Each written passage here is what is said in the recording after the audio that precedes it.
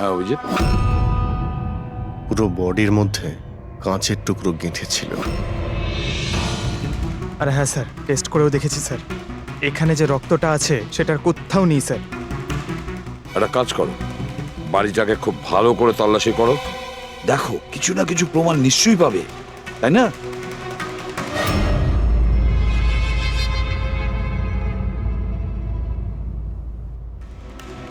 কিছু বললো কি? স্যার, ওর বক্তব্য ওর কিছুই মনে নেই। কিছু মনে নেই? আশিকা, তোমার কি মনে পড়ছে তুমি কীর্তিকে জ্ঞান হারানোর আগে কিছু বলেছিলে? মনে করো। আমার কিছুই মনে পড়ছে না। মনে করার চেষ্টা করো। কীর্তি বলছিল যে বকুলের খুন তুমি করেছো, এরকম তুমি নিজে ওকে বলেছো। কীর্তি মিথ্যে কথা বলছে। বকুলকে আমি মারিনি।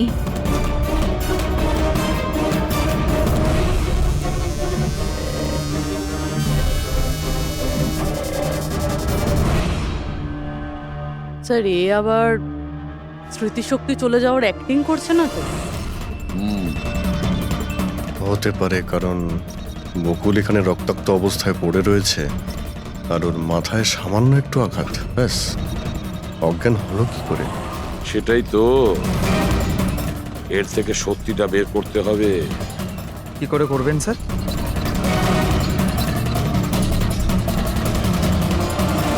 সত্যি কথাটা বলিয়ে নেব নার্কো টেস্টের মাধ্যমে।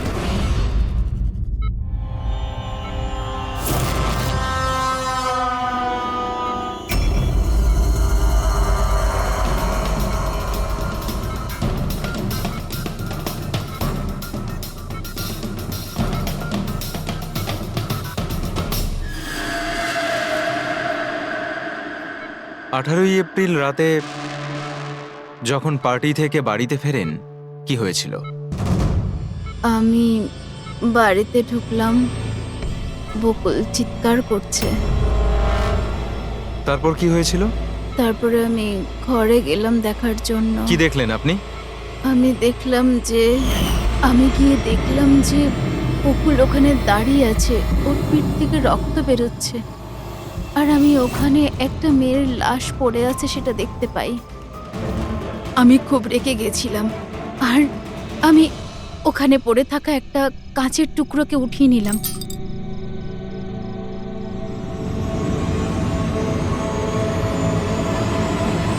আর আমি বকুলকে মেরে দিলাম। আর তখনই আমি আমার ঘাড়ে একটা প্রেশার অনুভব করলাম। তারপরে আমি বেহুশ হয়ে পড়ছিলাম। বেহুশ হওয়ার আগে আমি দরজার সামনে একজন মানুষকে দেখতে পাই। কেউ একজন অরেঞ্জ কালারের জ্যাকেট পরেছিল। পুরুষ ছিল না মহিলা? একটা লোক। আচ্ছা, তারপর ও কি করলো? ও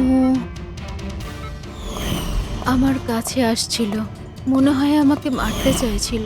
আচ্ছা আশিকা, তুমি ওখানে কোনো মহিলার লাশ দেখতে পেয়েছো? হ্যাঁ, দেখেছিলাম। মহিলার লাশ? ওখানে তো আমরা কোনো মহিলার লাশই পাইনি। স্যার, আমরা তো বকুলের মার্ডারের তদন্ত করছি, এর মধ্যে আবার নতুন কেস এলো কোথা থেকে? কোন মহিলার লাশ? কে ছিল ওই মহিলা? আমি মনে করতে পারছি না, সবকিছু ধোঁয়া ধোঁয়া লাগছে। আচ্ছা, এ আমাদের বোকা বানাচ্ছে না তো? বুঝে উঠতে পারছি না এ কোন মহিলার কথা বলছে, কোন মহিলার কথা বলতে চাইছে। আশিকা, তুমি বকুলকে কেন মেরেছো? কেন মেরেছো বকুলকে? ঠিকই হয়েছে যে ও মরে গেছে। তাছাড়াও যদি বেঁচে থাকতো তাহলে আমাকে রাস্তায় ভিক্ষে করতে হতো। কেন? ঘাড় ধাক্কা খেতে কেন? চরিত্রহীন প্রমাণ করতে চাইছিল, ডিভোর্স চাইছিল আমার থেকে। আচ্ছা, ওই মৃত মহিলা উনি কে ছিলেন? আমি আপনাদেরকে বললাম তো, মনে করতে পারছি না। দেখো আশিকা, আমরা ওখানে কোনো মহিলার লাশ খুঁজে পাইনি, তাহলে সেই লাশটা গেল কোথায়? আমার যখন জ্ঞান ফিরছিল তখন ওই লাশও ওখানে ছিল না। আর ওই যে ফ্লোরেসেন্ট অরেঞ্জ কালারের জ্যাকেট পরা লোকটা? ওটা খুবই অস্পষ্ট আমার কাছে, ওই দরজাতেই দাঁড়িয়েছিল। হতে পারে আমার জ্ঞান হারানোর অপেক্ষায় ছিল।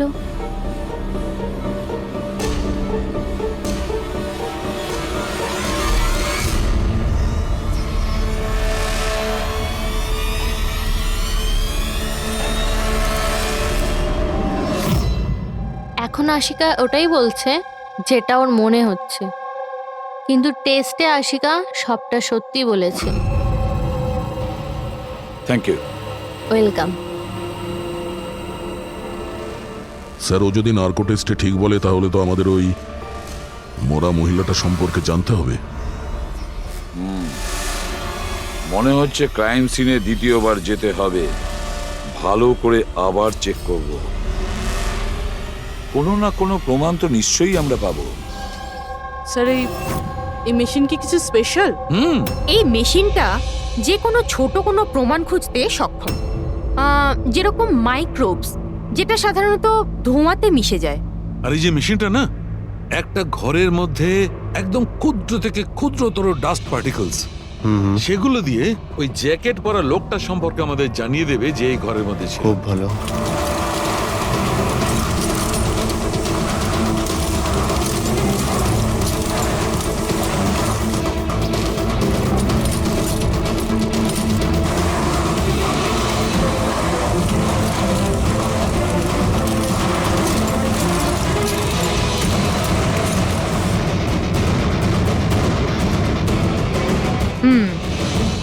এই দেখুন,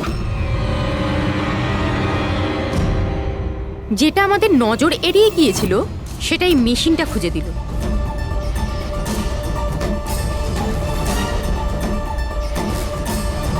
এটা তো মনে হচ্ছে কারণ নখ। তাও আবার নেল পেন্ট লাগানো, ডেফিনেটলি কোনো মহিলারই। কিন্তু স্যার এখানে কিভাবে? হয়তো দৌড়োদৌড়ি, হাতাহাতিতে কোনো জিনিসের সঙ্গে ধাক্কা লাগে আর নখটা পড়ে যায়। বাড়ির সবাইকে চেক করো তো, ওদের কারণ হয়তো।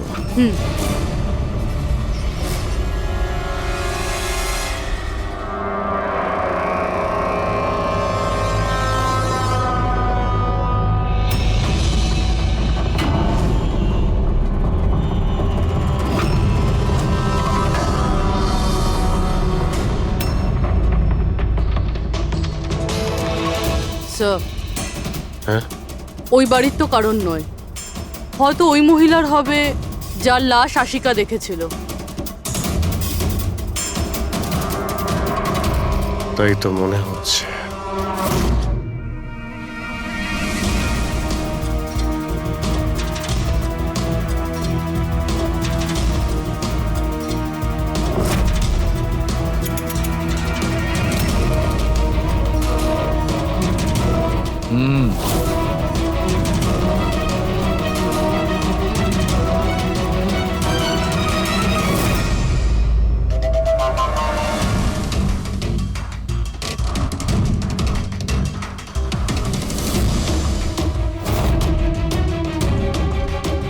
এই ব্যাপার সরকার। রাইট। জানতে পেরেছো এই নখ থেকে এটা কার? স্যার, এই নখটা ডিএনএ কোনো ফ্যামিলি মেম্বারের সঙ্গে ম্যাচ করে। কিন্তু একটা কথা জানা গেছে বস, এই নোকটা যারই হোক না কেন, ও একজন মহিলা, আর তার বয়স 20 থেকে 25 বছর। 20 থেকে 25 বছরের মহিলা? আর একটা কথা, হ্যাঁ,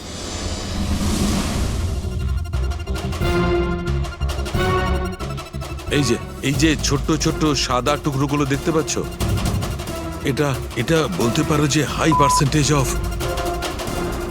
নখ থেকে পেয়েছি। এই মেয়েটা ড্রাগ অ্যাডিক্ট ছিল? হ্যাঁ, এটা ওদের পরিবারের কারণ নয়, বাইরের কারণ। স্যার, তার মানে যদি কেউ বাইরে থেকে আসে তাহলে কোনো গাড়ি, অটো বা ট্যাক্সি করেই নিশ্চয়ই আসবে। হ্যাঁ, খোঁজ নিয়ে দেখতে হবে।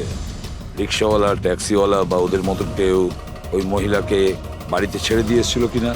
স্যার ওই আশিকা বলছিল কোনো সাফাই কর্মী অরেঞ্জ কালারের জ্যাকেট পরেছিল ওখানে। বেহুশ হওয়ার আগে আমি দরজার সামনে একজন মানুষকে দেখতে পাই, কেউ একজন অরেঞ্জ কালারের জ্যাকেট পরেছিল। ও কে, কোথা থেকে এসেছিল, কোথায় উধাও হয়ে গেল, ওর ব্যাপারে খোঁজ নিতে হবে। স্যার, যত ড্রাগ পেডলার্স আছে ওদের কাছে জানতে হবে যে কত মহিলা এই হাই ডোজের ড্রাগস নেয়। অভিজিৎ, একটা কাজ করো, রিক্সাওয়ালা আর ট্যাক্সিওয়ালার কাছে খোঁজ নাও যে ওনাকে বাড়িতে ছেড়ে দিয়ে এসেছিল কিনা, আর মিসিং পার্সনস রিপোর্ট চেক করো। স্যার, শহরে যতগুলো ড্রাগ পেডলার আছে না, সবার কাছে গিয়ে খোঁজ নাও, দেখো ওরা এমন কোনো মহিলাকে চেনে কিনা যে হাই কোয়ালিটির ড্রাগ ব্যবহার করে। আর আমরা গিয়ে ওদের বাড়ির লোকের সঙ্গে কথা বলি, দেখা যাক ওরা কোথায় যায়, কি করে ওই ঘটনার সময়।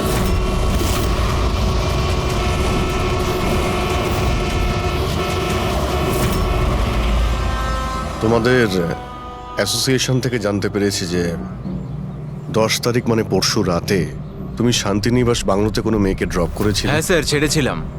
তখন টাইম কত ছিল মনে আছে স্যার তোমার? প্রায় 1টা নাগাদ, ওই বাংলোতেই। স্যার ও নেশার ঘরে ছিল আর বারবার ওর স্বামীকে গালি দিচ্ছিল। আচ্ছা। হ্যাঁ স্যার।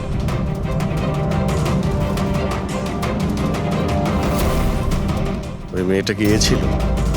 হ্যাঁ স্যার, এই মেয়েটা ছিল। ওখানে বাংলোর আশেপাশে কোনো গন্ডগোল হয়েছিল কি? না স্যার, গন্ডগোল তো কিছু মনে হয়নি, সবকিছু নর্মালি ছিল। আর একটা গাড়ি দাঁড়িয়ে ছিল, একটা বাইক, আর একটা গার্বেজ ভ্যানও ছিল। Garbage van? হ্যাঁ sir. Sir sir sir sir sir sir আমিও পরশুদিন একজন মেয়েকে শান্তিনিবাস বাংলোর কাছে নামিয়েছিলাম। কটার সময়? স্যার সম্ভবত 12:30 নাগাদ। আর তুমি একটা সময় নামিয়েছিলে? হ্যাঁ স্যার। আচ্ছা দেখো তো, সেটা কি এই মেয়েটা? না না স্যার, এই মেয়েটা তো নয়। তাহলে একে তুমি একটার সময় নামিয়েছিলে, আর 12:30টার সময় যে মেয়েটাকে তুমি নামিয়েছিলে তাকে আবার দেখলে তুমি চিনতে পারবে? একদম স্যার, নিশ্চয়ই চিনে ফেলবো। গুড, চলো।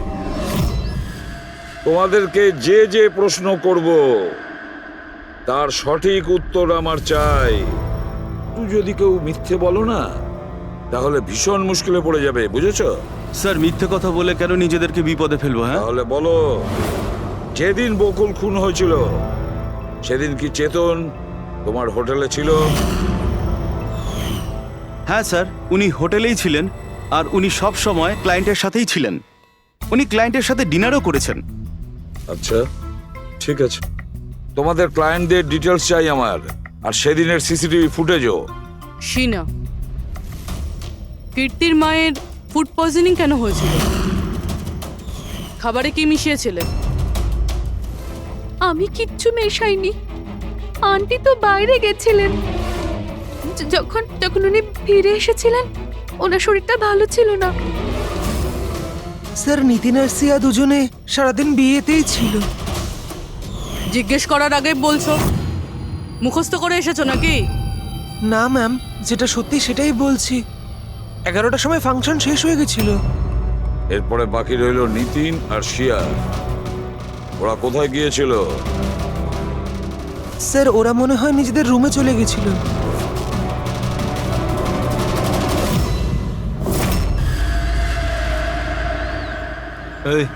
এই মাল কোথায় পাওয়া যাবে?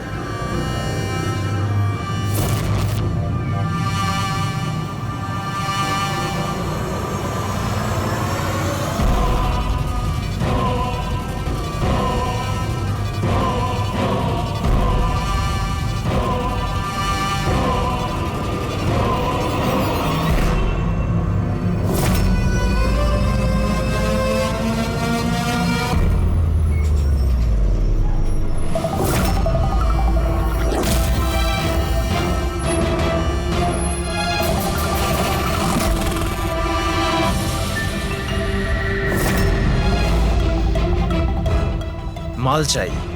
পেয়ে যাবি। কতটা চাই, আর পেমেন্ট কিভাবে করবি? পেমেন্ট মাল ব্যবহার করার পরে। মাল ব্যবহার করার পর দেখ, পালানোর ব্যাপারে না চিন্তাও করিস না। আমার কাছে সমস্ত ক্লায়েন্টের ঠিকুজি কুষ্টি আছে, আর ওই কুষ্টিতে লেখা আছে আমার ক্লায়েন্ট ওভারডোজে মরবে, নয়তো আমার বন্দুকের গুলিতে। কিন্তু তোর কুষ্টিতে লেখা আছে জেল যাওয়া। ওই সব মহিলার ফোন নাম্বার আমার চাই, যাদের তোমরা ড্রাগ সাপ্লাই করো। তাড়াতাড়ি দাও।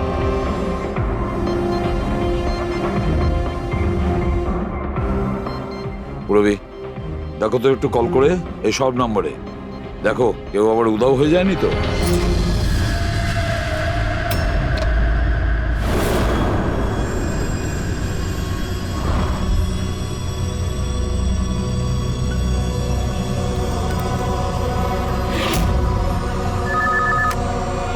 হ্যালো, আচ্ছা, আমি সোনারিকার সাথে কথা বলতে পারি? দেখুন, ও তো দুদিন ধরে কাজে আসছে না। কি? এ নিয়ে তো আমাদেরও চিন্তা হচ্ছে। দুদিন ধরে?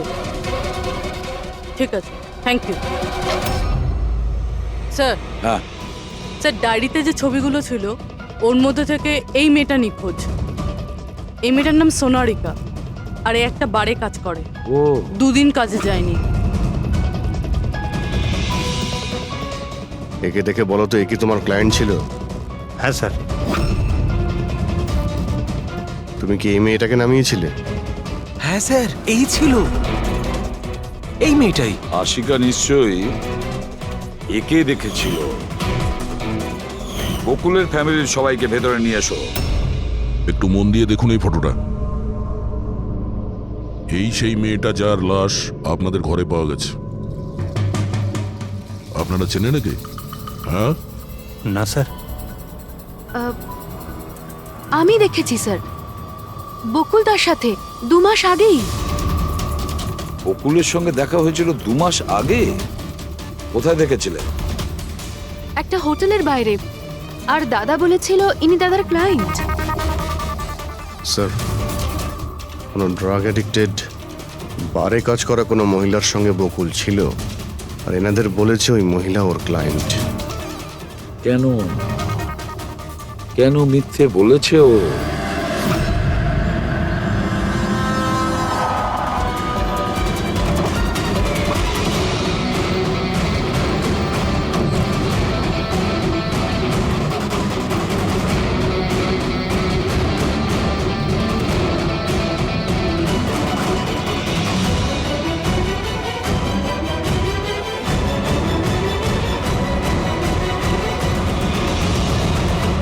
আচ্ছা, সোনারিকা এখানেই কাজ করতো না? আগে হ্যাঁ, এখানেই কাজ করতো। আপনারা কে? সিআইডি। সোনারিকা খুন হয়ে গেছে। সে কি? এই জন্যই দুরাত্রির ধরে ও কাজে আসছে না। হ্যাঁ, কিন্তু আমরাও লাশটা পাইনি। আর সাথে সাথে এই এর নাম বকুল, এও খুন হয়েছে। আমরা এটা জানতে চাই যে সোনারিকার সঙ্গে এই বকুলের কি সম্পর্ক ছিল? সম্পর্ক কি ছিল তা তো জানি না, তবে হ্যাঁ, এই লোকটা কখনো কখনো আমাদের বারে ওকে নিতে আসতো। এই ব্যাপারে আরো কিছু খবর আপনাদের তেজি দিতে পারবে স্যার। এই তেজিটাকে? স্যার, এই হলো তেজি। তেজি, সোনারিকা তোমার বন্ধু। এটা বলো যে এই লোকটার সঙ্গে সোনারিকার কি সম্পর্ক ছিল? স্যার, সোনারিকার সাথে বকুলের অ্যাফেয়ার চলছিল। বকুল ওর সমস্ত এক্সপেন্সিভ খরচগুলো দিত, কিন্তু ওর বকুলের বিরুদ্ধে সবসময় কোনো না কোনো অভিযোগ থাকতো। ঠিক কিরকম বলো তো? ওই তো, যেমন ধরুন,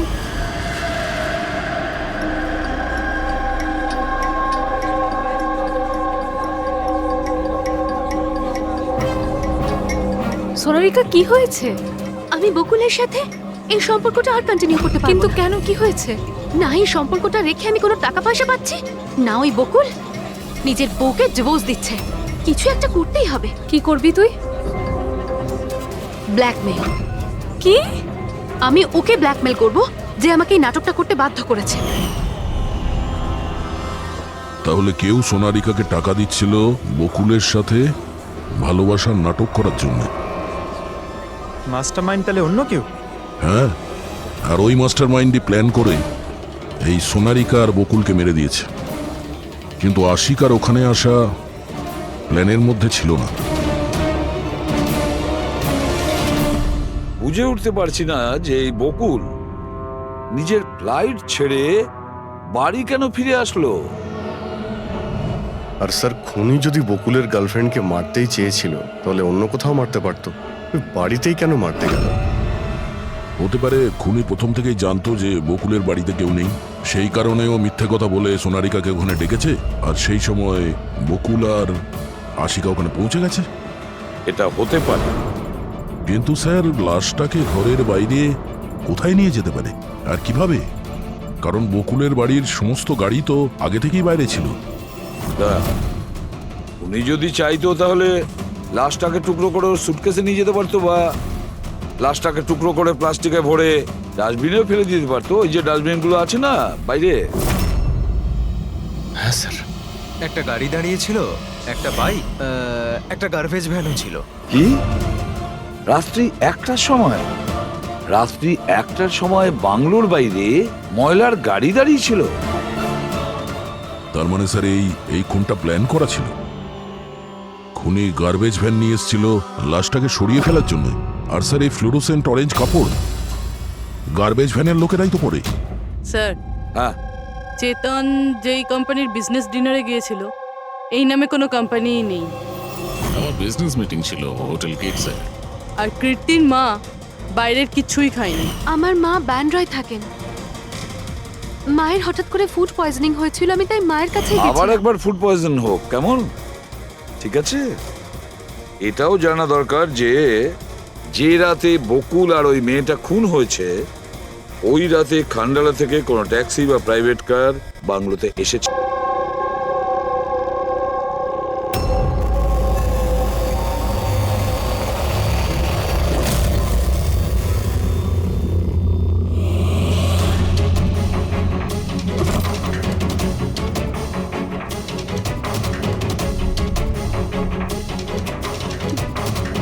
বকুলের সাথে আজকে আমাকে কথা বলতেই হবে, তাতে যা খুশি হয়ে যাক। বকুলের সাথে কথা বলতেই হবে।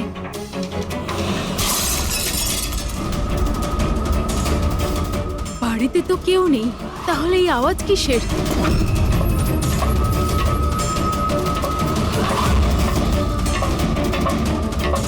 কীর্তি, বকুল, কেউ কিছু বলছে না কেন? কীর্তি ভাই, কীর্তি,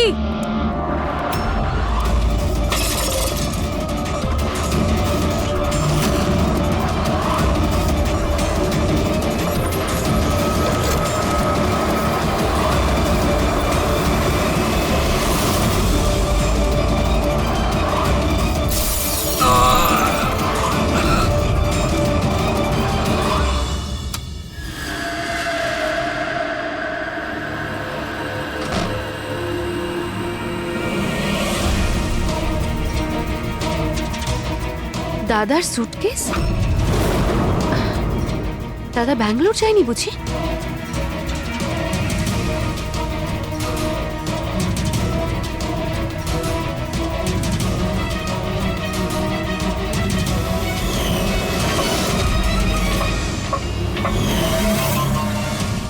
বৌদিও ফিরে চলে এসেছে।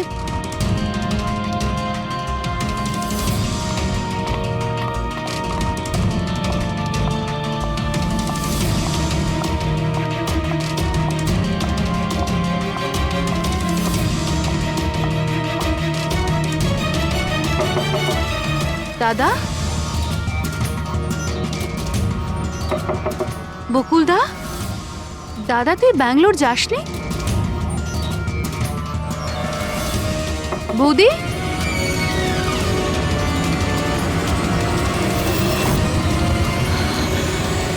দাদা! দেখো কীর্তি, এটা খুনের ব্যাপার। আরো একবার ভেবে নাও, তুমি যে কথাগুলো বলছো সেগুলো সত্যি?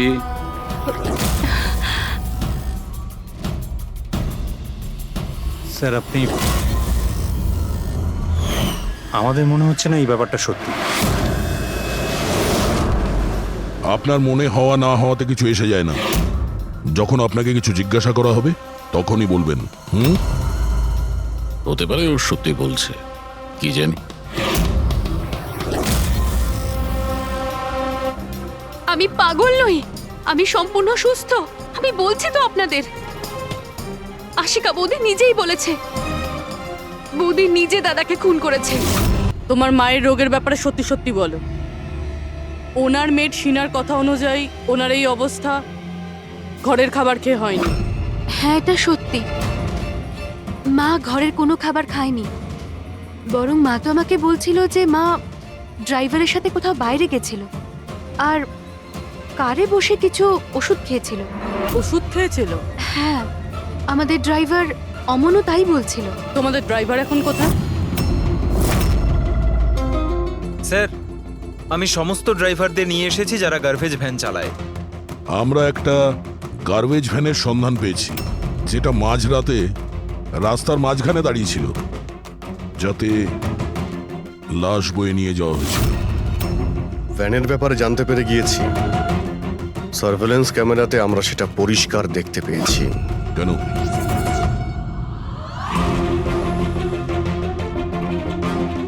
তুমি না ওই ভ্যানের ড্রাইভার? না না স্যার, আমি কিছুই জানি না।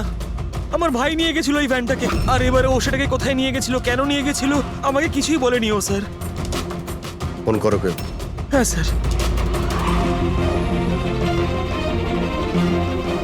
হ্যাঁ হ্যালো, হ্যাঁ ভাই কোথায় আছিস রে তুই?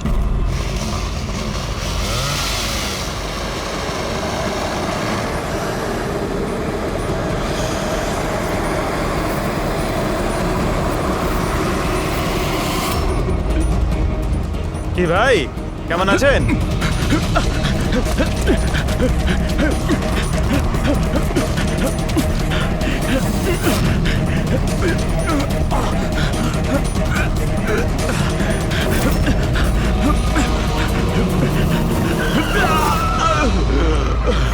স্যার, আমি সব সত্যি কথা বলছি। আমি যা কিছু করেছি ওই ফোন কলের ভিত্তিতেই করেছি।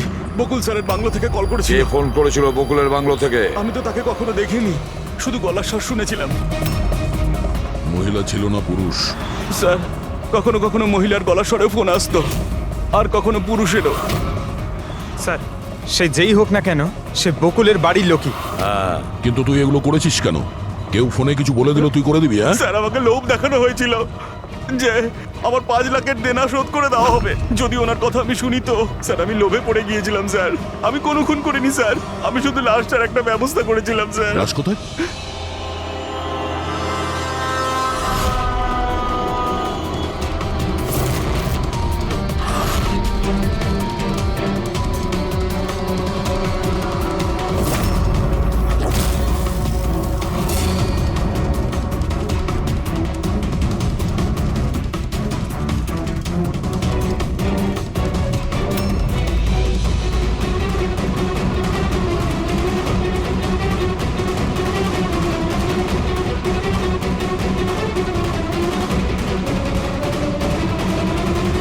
না, এই মেয়েটার গলা টেপা হয়েছে আর তাতেই ওর মৃত্যু হয়েছে। এই জন্য এর খুনের কোনো চিহ্ন খুঁজে পাওয়া যায়নি ক্রাইম সিন থেকে। আর এর পায়ের বুড়ো আঙ্গুলের নখটাও ভাঙা রয়েছে।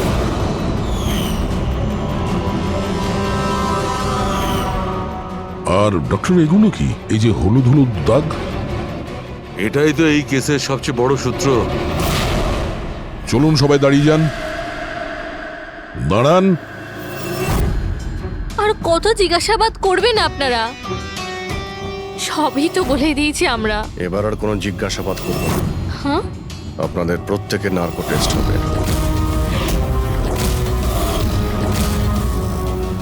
Narco test? কিন্তু কেন? কারণ আপনাদের মধ্যে কেউ যে সত্যিটা বলছে না।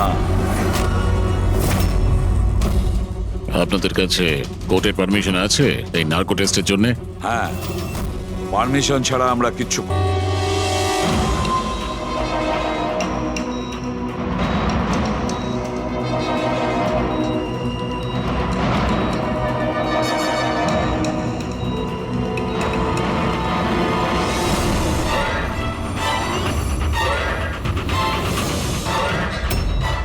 ঘুম আসছে? যা আমি আপনাকে বলবো তার সঠিক সঠিক উত্তর দেবেন, ঠিক আছে? সোনারিকাকে আপনি চেনেন? হ্যাঁ বকুলের যে অ্যাফেয়ার ছিল ওর সাথে, এটাও জানতেন আপনি? হ্যাঁ, আমার দুজনকেই সন্দেহ হতো। তাহলে আশিকাই কি ওকে খুন করেছে? আশিকা তো সোনালিকাকে চিনতই না, তাহলে খুন কি করে করবে? আপনার এখন ঘুম পাচ্ছে? সোনারিকাকে আপনি চেনেন? না। বকুলের সাথে সোনারিকার অ্যাফেয়ার আছে, এটা কি আপনি জানেন? না। তাহলে আশিকাই কি ওকে খুন করেছে?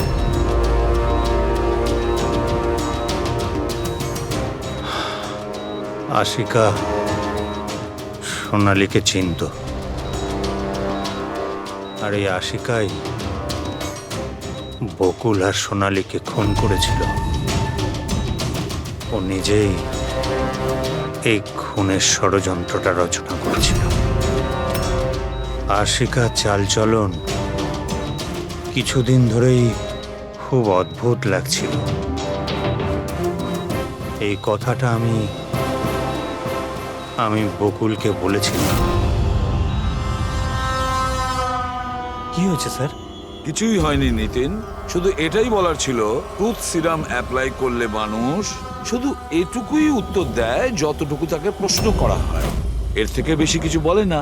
ব্যাপারটা হলো মানুষের ব্রেন নিজের মেমোরি শেয়ার করে, কিন্তু ওপিনিয়ন দেয় না, যেটা তুমি দিয়েছো। এখন সব কথাগুলো সত্যি সত্যি বলে দে, নাহলে তোকে আসল সিরামটা দিতে হবে। আসল সত্যিটা মানে আমরা যে ইনজেকশনটা দিয়েছিলাম ওটা আসল ট্রুথ সিরাম ছিল না, ওটা গ্লুকোজ ইনজেকশন ছিল। হোয়াট? তোমাকে আমরা আগেই সন্দেহ করেছিলাম, কিন্তু চেয়েছিলাম সব সত্যিটা তুমি নিজের মুখেই স্বীকার করো। নিতিন, সবকিছু তুমি খুব চতুর ভাবে দিয়েছো, কিন্তু মেয়েটার গলায় যে হলুদ রং লেগেছিল না, সেটাই তোমাকে ধরিয়ে দিয়েছে। সেই হলুদ যেটা বিয়ের সময় তোমার হাতে লেগেছিল। এই যে হলুদ রঙের পার্টিকেলস গুলো দেখতে পাচ্ছ, এইগুলো আসলে হলুদ, আর এই হলুদের সঙ্গে আটা আর তেল মেশানো হয়েছিল। আটা, তেল আর হলুদ। মুখে কোনো হলুদ নেই, শুধু এইখানে, এই গলার কাছে। কোথা থেকে আসতে পারে এই হলুদ? স্যার শিয়া বলছিল যে ওরা খান্ডালা গেছিল বিয়ের জন্য, আর ওখানে গায়ে হলুদের অনুষ্ঠানে যুক্ত হয়েছিল। বকুল 500 কোটির রাজত্ব চালাতো, সেই রাজত্ব যেটা আমি তৈরি করেছিলাম, কিন্তু আমাকেই ওই রাজত্ব থেকে বার করে দেওয়ার চেষ্টায় ছিল। ওর সঙ্গে তুমি কথা বলতে, ওকে বোঝাতে। কথা বলার অনেক চেষ্টা করেছিলাম স্যার, অনেকবার চেষ্টা করেছিলাম, কিন্তু ও শুনতো তবে না।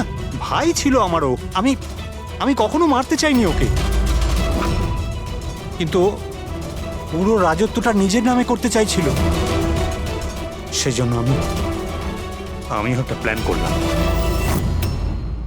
কি প্ল্যান করেছিলে? বকুল আর আশিকার প্রায় প্রতিদিনই ঝগড়াঝাটি হতো। ও আশিকাকে ছেড়ে দিতে চাইছিল। আমি সোনালীকে টাকার লোভ দেখালাম, আর ওকে বললাম যে বকুলের সাথে মিথ্যে ভালোবাসার নাটক করে যাক, আর একদিন সময় হলে ওকে বিয়েও করে নিক। আসলে আমি এই সোনালীর মাধ্যমেই আমার হারানো রাজত্ব ফিরে পেতে চাইছিলাম। কিন্তু ওকে কেন মেরে দিলে? ও তো তোমার সঙ্গই দিচ্ছিল। সেটা প্রথমে স্যার, কিন্তু পরেও আমাকে ব্ল্যাকমেল করা শুরু করলো। আর সেই জন্যই তুমি মেয়েটিকে কায়দা করে বাড়িতে ডেকে নিয়েছো। হ্যাঁ স্যার, সেই রাতে আমি এমন সিচুয়েশন ক্রিয়েট করলাম যাতে কি সমস্ত লোক বাড়ির বাইরে থাকে। আমিও ওয়াইফকে নিয়ে খান্ডালা চলে গেলাম, আর যেই আমার ওয়াইফ ওষুধ খেয়ে শুয়ে পড়লো, আমি সঙ্গে সঙ্গে ট্যাক্সি নিয়ে এখানে চলে এলাম, আর আমনকেও ডেকে নিলাম। সোনালীর ঘরে পৌঁছতেই, দেখো সোনালী, আমার কথাটা বোঝার চেষ্টা করো। যদি এই মাঝপথে তুমি আমার সঙ্গটা ছেড়ে দাও, তো আমার পুরো প্ল্যানটা বানচাল হয়ে যাবে। হয়ে যাক তোমার সব প্ল্যান বানচাল, আমার কিচ্ছু যায় আসে না তাতে। আর এমনিতেও ওই বকুলের প্রতি আমার কোনো ইন্টারেস্ট নেই। আমি ওকে ভালোবাসি না, আর ওকে বিয়েও করতে চাই না।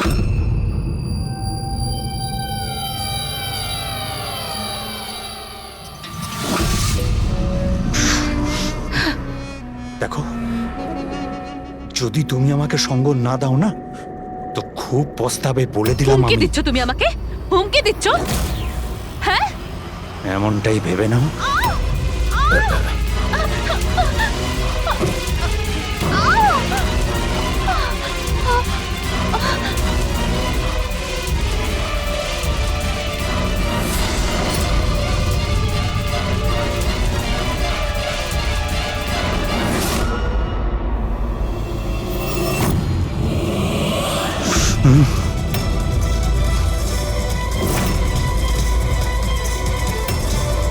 দাদা, বকুল, এটা কি করলে তুমি? না না, এই সোনালি আমাকে ফাঁসানোর চেষ্টা সোনালি, করছে। আমি পুলিশকে ফোন করব। আমি এক্ষুনি ফোন করছি। বকুল!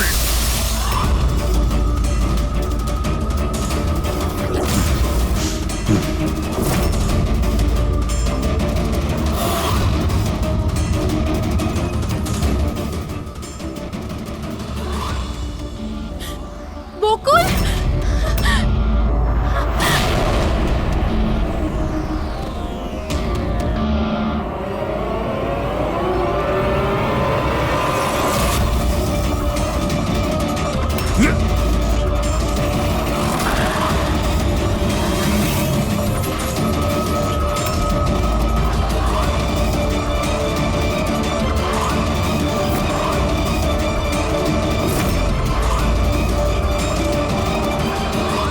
আমি অমলকে ফোনে প্রথমেই বলে দিয়েছিলাম সোনালির লাশটা একেবারে সরিয়ে ফেলতে, আর ও একেবারে সেই কাজটাই করেছিল। টাকার লোভে পড়ে তুমি এতটাই অন্ধ হয়েছিলে যে নিজের সম্পর্কটাই ভুলে গিয়েছিলে। নিজের ভাইয়ের প্রাণটা নিয়ে নিয়েছো, আর তার উপরেও নিজের সঙ্গী মেয়েটিকেও খুন করলে তুমি। আইন তোমাকে কোনোদিন ক্ষমা করবে না। কঠোরতম শাস্তি হবে তোমার, হয়তো ফাঁসি।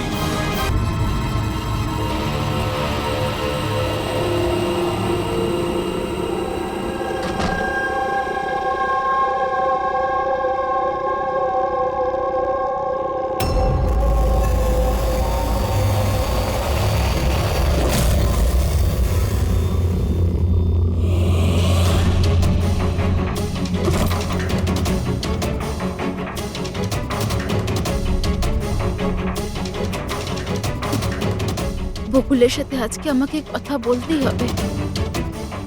তাতে যা খুশি হয়ে যাক, বকুলের সাথে কথা বলতেই হবে।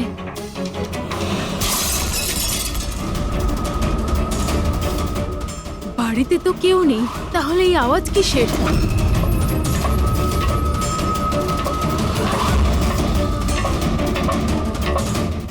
কীর্তি, বকুল, কেউ কিছু বলছে না কেন? কীর্তি ভাই,